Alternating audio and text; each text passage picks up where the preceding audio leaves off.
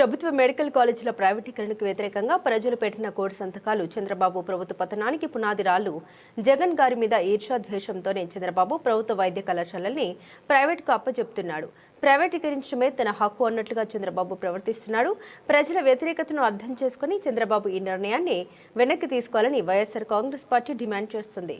గోరంట్ల మాధవ్ గారు, మాజీ ఎంపీ, వైఎస్ఆర్సీపీ అధికార ప్రతినిధి.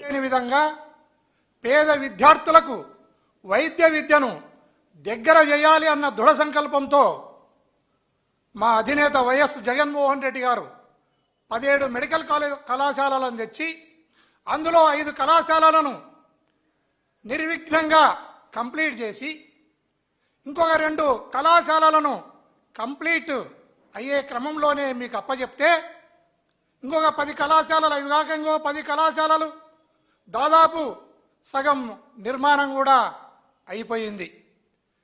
ఇలాంటి దశలో అత్త మీది కోపం దుత్త మీద చూపించినట్లు ఒక కోడలు నీవు జగన్మోహన్ రెడ్డి గారి పైన ఉన్న ఈర్ష్య, ద్వేషము, పగ, ప్రతీకారంతో ఈరోజు ఆ మెడికల్ కళాశాలలను ప్రైవేట్ పరం చేయాలి అన్న ఒపీనియన్కు నువ్వు రావటం జరిగింది. విశాఖ హక్కు ఆంధ్రుల హక్కు అన్నట్లు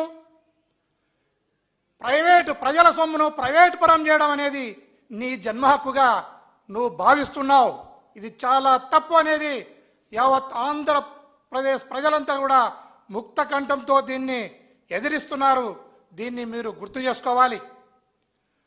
అయ్యా, మీరు ఒక మెడికల్ కళాశాలకు భూమిని ప్రభుత్వం ఇచ్చింది, బిల్డింగ్లను ప్రభుత్వం కట్టింది, అందులో స్టాఫ్ ప్రభుత్వం నియమించింది, వారికి జీతాలను కూడా ప్రభుత్వమే ఇస్తే దాన్ని తీసుకుని పోయి అత్త సొమ్మును అల్లుడు దానం చేసినట్లు ఆ మెడికల్ కళాశాలలను నీ బినామీలకు దాన్ని నన్ను తెగనమ్ముకుంటున్నావు.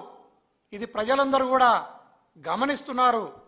నువ్వు ఇది జాగ్రత్తగా నువ్వు మైండ్లో పెట్టుకోవాలనేది కూడా నేను తెలియజేస్తున్నాను. అదే కాకుండా ఆ మెడికల్ కళాశాలలకు సంబంధించిన భూములు ఏవైతే ఉన్నావో 50 ఎకరాల భూములను ఒక్కొక్క మెడికల్ కాలేజీకి 50 ఎకరాల భూమిని ఎకరా 100 రూపాయలకంట.